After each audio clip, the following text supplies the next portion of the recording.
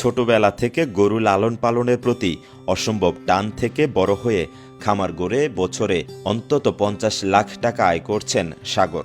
বিদেশে উচ্চ শিক্ষা লাভ করেও চাকুরির পেছনে না ছুটে বনেছেন সফল উদ্যোক্তা, পাশাপাশি সৃষ্টি করেছেন ২১ জনের কর্মসংস্থান। চট্টগ্রামের সীতাকুণ্ড উপজেলার সলিমপুর ইউনিয়নে ২২০ শতক জমিতে চৌধুরী অ্যাগ্রো ফার্মস নামক ডেইরি ফার্মটি গড়ে তোলেন আবুল হাসান চৌধুরী সাগর নামের একজন শিক্ষিত উদ্যমী তরুণ। ছোটবেলায়ও গরু আর গরুর বাছুরের প্রতি যার ছিল অসীম মায়া। আমাদের একটা মাত্র শেড দিয়ে 4টা গরু দিয়ে স্টার্ট। আবুল হাসান চৌধুরী সাগর সাহেব আমার ভাতিজা, সে লন্ডনে পড়ালেখা শেষ করে এসে এই আমাদের ফার্মে যাত্রা শুরু। প্রথম দিকে তার একক প্রচেষ্টায় তার এই খামারের অগ্রযাত্রা।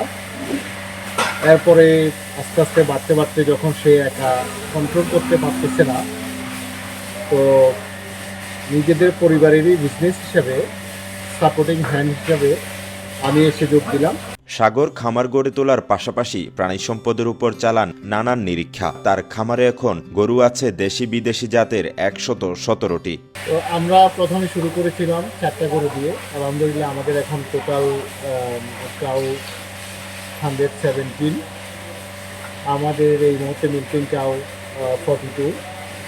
আমাদের টোটাল দুধ এখন আলহামদুলিল্লাহ 765 প্লাস।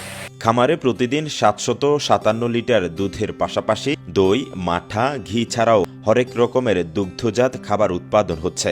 দুধ ও দুধ থেকে উৎপাদিত খাদ্য বিক্রি করে এই খামারে এখন প্রতি মাসে ২.৫ কোটি টাকার মতো লেনদেন হয়। সব খরচ বাদ দিয়ে বছরে অন্তত ৫০ লাখ টাকা লাভ করে চৌধুরী অ্যাগ্রো ফার্মস নামক এই প্রতিষ্ঠানটি।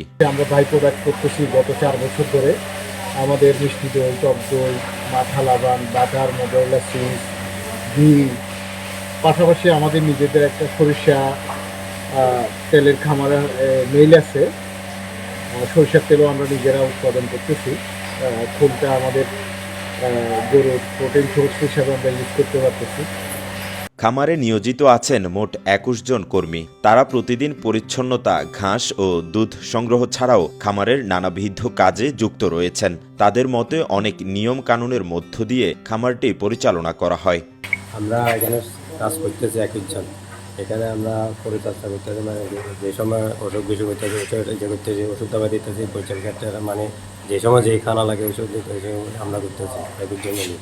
খামারটা আগের থেকে বড় হয়েছে, আশা করতেছি ইনশাল্লাহ আরেকটু বড় হয় আমাদের থেকে। খামারটা বড় হলে আমাদের একটু ভালো লাগবে।